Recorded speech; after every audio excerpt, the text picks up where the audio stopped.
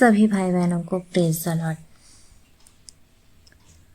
आज हम उत्पत्ति अध्याय 41 से सीखेंगे कि कैसे परमेश्वर ने यूसुफ को गड्ढे से उठाकर राज्य के सिंहासन तक पहुंचा दिया। यह अध्याय हमें सिखाता है कि परमेश्वर का समय परिपूर्ण है और उसका उद्देश्य किसी भी परिस्थिति में पूरा होता है। तो आइए हम उत्पत्ति अध्याय 41 को पढ़ते हैं।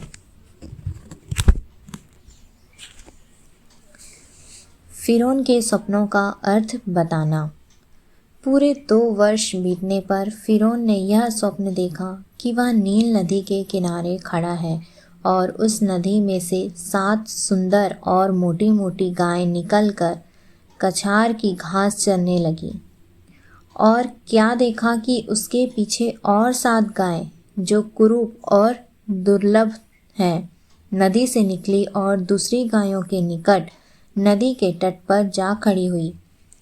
तब ये कुरूप और दुर्बल गायें उन 7 सुंदर और मोटी मोटी गायों को खा गई। तब फिरौन जाग उठा और वह फिर सो गया और दूसरा स्वप्न देखा कि एक डंठल में से 7 मोटी और अच्छी अच्छी बालें निकली। और क्या देखा कि उसके पीछे 7 बालें पतली और पुरवाई से मुरझाई हुई निकली और इन पतली बालों ने उन 7 मोटी और अन्न से भरी हुई बालों को निगल लिया। तब फिरौन जागा और उसे मालूम हुआ कि यह स्वप्न ही था। भोर को फिरौन का मन व्याकुल हुआ और उसने मिस्र के सब ज्योतिषियों और पंडितों को बुलवा भेजा और उनको अपने स्वप्न बताए, पर उनमें से कोई भी उनका फल फिरौन को ना बता सका। तब पिलानेहारों का प्रधान फिरौन से बोल उठा, मेरे अपराध आज मुझे स्मरण आए। जब फिरौन अपने दासों से क्रोधित हुआ था और मुझे और पकानेहारों के प्रधान को कैद करा के अंगरक्षकों के प्रधान के घर में बंदीगृह में डाल दिया था, तब हम दोनों ने एक ही रात में अपने अपने होनहार के अनुसार स्वप्न देखा। वह हमारे साथ एक इब्री जवान था जो अंगरक्षकों के प्रधान का दास था। अतः हमने उसको बताया और उसने हमारे स्वप्नों का फल हमसे कहा। हम में से एक एक के स्वप्न का फल उसने बता दिया और जैसा जैसा फल उसने हमसे कहा था वैसा ही हुआ भी, अर्थात मुझको तो मेरा पद मिला पर वह फांसी पर लटकाया गया। तब फिरौन ने यूसुफ को बुलवा भेजा और वह झटपट बंदीगृह से बाहर निकाला गया और बाल बनवाकर और वस्त्र बदलकर फिरौन के सामने आया। फिरौन ने यूसुफ से कहा, मैंने एक स्वप्न देखा है और उसके फल का बताने वाला कोई भी नहीं, और मैंने तेरे विषय में सुना है कि तू स्वप्न सुनते ही उसका फल बता सकता है। यूसुफ ने फिरौन से कहा, मैं तो कुछ नहीं जानता, परमेश्वर ही फिरौन के लिए शुभ वचन देगा।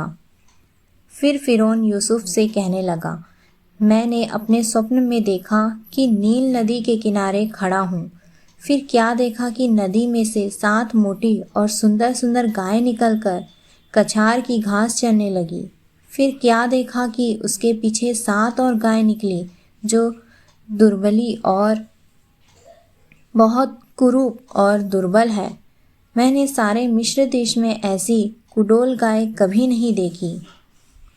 इस दुर्लभ और कुडोल गायों ने उन पहली 7 मोटी मोटी गायों को खा लिया, और जब वे उनको खा गई तब यह मालूम नहीं होता था कि वे उनको खा गई है, क्योंकि वे पहले के समान जैसी की तैसी कुडोल रही। तब मैं जाग उठा। फिर मैंने दूसरा स्वप्न देखा कि एक ही डंठल में 7 अच्छी अच्छी और अन्न से भरी हुई बालें निकली।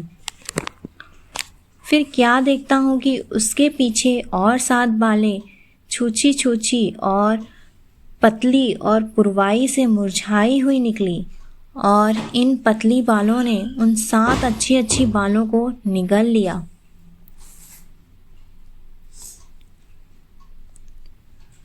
और इन पतली बालों ने उन 7 अच्छी अच्छी बालों को निगल लिया। इसे मैंने ज्योतिषियों को बताया, पर इसका समझने हारा कोई नहीं मिला। तब यूसुफ ने फिरौन से कहा, फिरौन का स्वप्न एक ही है। परमेश्वर जो काम करना चाहता है उसको उसने फिरौन पर प्रकट किया है। वे 7 अच्छी अच्छी गायें 7 वर्ष है, और वे 7 अच्छी अच्छी बालें भी 7 वर्ष है। स्वप्न एक ही है। फिर उसके पीछे जो दुर्लभ और कुडोल गाय निकली, और जो 7 छूछी और पुरवाई से मुरझाई हुई बालें निकली, वे अकाल के 7 वर्ष होंगे। यह वही बात है जो मैं फिरौन से कह चुका हूँ कि परमेश्वर जो काम करना चाहता है उसे उसने फिरौन को दिखाया है।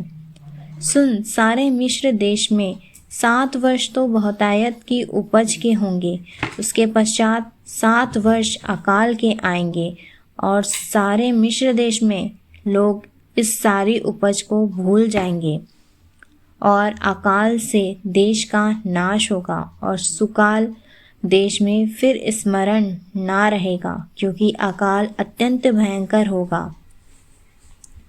और फिरौन ने जो यह स्वप्न 2 बार देखा है, इसका भेद यही है कि यह बात परमेश्वर की ओर से नियुक्त हो चुकी है, और परमेश्वर इसे शीघ्र ही पूरा करेगा। इसलिए अब फिरौन किसी समझदार और बुद्धिमान पुरुष को ढूंढ करके उसे मिस्र देश का प्रधानमंत्री ठहराया। फिरौन यह करे कि देश पर अधिकारियों को नियुक्त करे, और जब तक सुकाल के 7 वर्ष रहे तब तक वह मिस्र देश की उपज का पंचमांश लिया करे, और वे इन अच्छे वर्षों से सब प्रकार की भोजन वस्तु इकट्ठा करे, और नगर नगर में भंडार घर भोजन के लिए फिरौन के वश में करके उसकी रक्षा करे।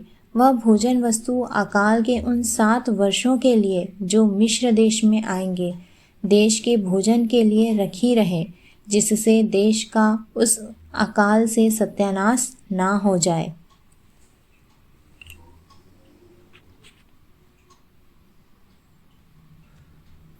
यह बात फिरौन और उसके सारे कर्मचारियों को अच्छी लगी। इसलिए फिरौन ने अपने कर्मचारियों से कहा, क्या हमको ऐसा पुरुष जैसा यह है जिसमें परमेश्वर का आत्मा रहता है मिल सकता है? फिर फिरौन ने यूसुफ से कहा, परमेश्वर ने जो तुझे इतना ज्ञान दिया है कि तेरे तुल्य कोई समझदार और बुद्धिमान नहीं,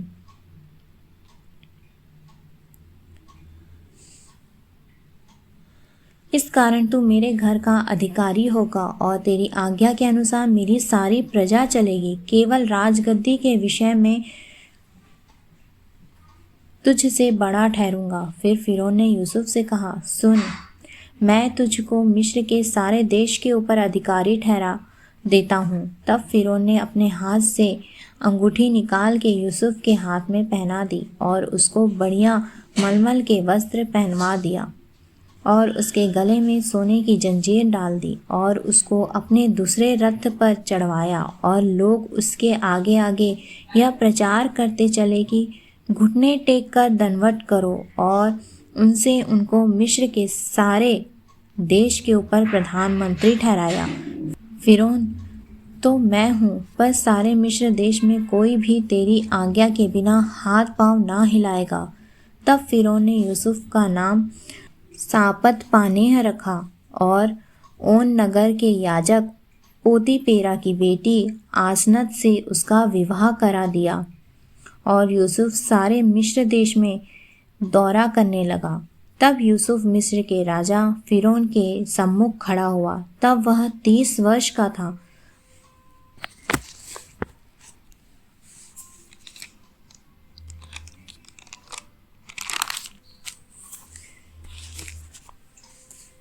वह फिरौन के सम्मुख से निकलकर सारे मिस्र देश में दौरा करने लगा। सुकाल के 7 वर्षों में भूमि बहुतायत से अन्न उपजाती रही, और यूसुफ उन 7 वर्षों में सब प्रकार की भोजन वस्तुएं जो मिस्र देश में होती थी जमा करके नगरों में रखता गया, और हर एक नगर के चारों ओर के खेतों की भोजन वस्तुओं को वह उसी नगर में इकट्ठा करता गया। इस प्रकार यूसुफ ने अन्न को समुद्र की बालू के समान अत्यंत बहुतायत से राशि राशि गिन के रखा, यहाँ तक कि उसने उनका गिनना छोड़ दिया क्योंकि वे असंख्य हो गई। अकाल के प्रथम वर्ष के आने से पहले यूसुफ के 2 पुत्र ओन के याजक पोतीपेरा की बेटी आसनत से जन्मे। यूसुफ ने अपने जेठे का नाम यह कह के मन से रखा कि परमेश्वर ने मुझसे मेरा सारा क्लेश और मेरे पिता का सारा घराना भुला दिया है। दूसरे का नाम उसने यह कहकर एप्रेम रखा कि मुझे दुख भोगने के देश में परमेश्वर ने फलवंत किया है। मिस्र देश के सुकाल के 7 वर्ष समाप्त हो गए और यूसुफ के कहने के अनुसार 7 वर्षों के लिए अकाल आरंभ हो गया। सब देशों में अकाल पड़ने लगा, परंतु सारे मिस्र देश में अन्न था। जब मिस्र का सारा देश भूखों मरने लगा, प्रजा फिरौन से चिल्ला चिल्ला कर रोटी मांगने लगी और वह सब मिस्रियों से कहता रहा था, यूसुफ के पास जाओ और जो कुछ वह तुमसे कहे वही करो। इसलिए जब अकाल सारी पृथ्वी पर फैल गया और मिस्र देश में अकाल का रूप भयंकर हो गया, तब यूसुफ सब भंडारों को खोल खोल के मिस्रियों के हाथ अन्न बेचने लगा। इसलिए सारी पृथ्वी के लोग मिस्र में अन्न मोल लेने के लिए यूसुफ के पास आने लगे, क्योंकि सारी पृथ्वी पर भयंकर अकाल था। हालेलुया।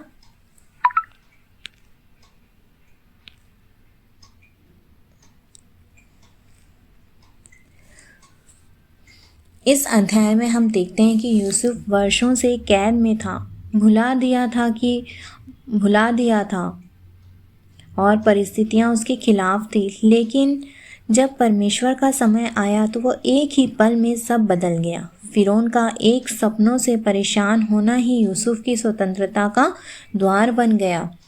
यह हमें दिखाता है कि परमेश्वर पर्दे के पीछे काम करता है, भले हम ना देख पाए। यूसुफ ने ना शिकायत की, ना हार मानी, बल्कि विश्वास में दृढ़ रहा और जब अवसर आया वह तैयार था। परमेश्वर ने उसे नीच स्थान से उठाकर ऊंचे स्थान पर बैठाया। जब परमेश्वर ऊंचा उठाता है तो कोई शक्ति उसे रोक नहीं सकती।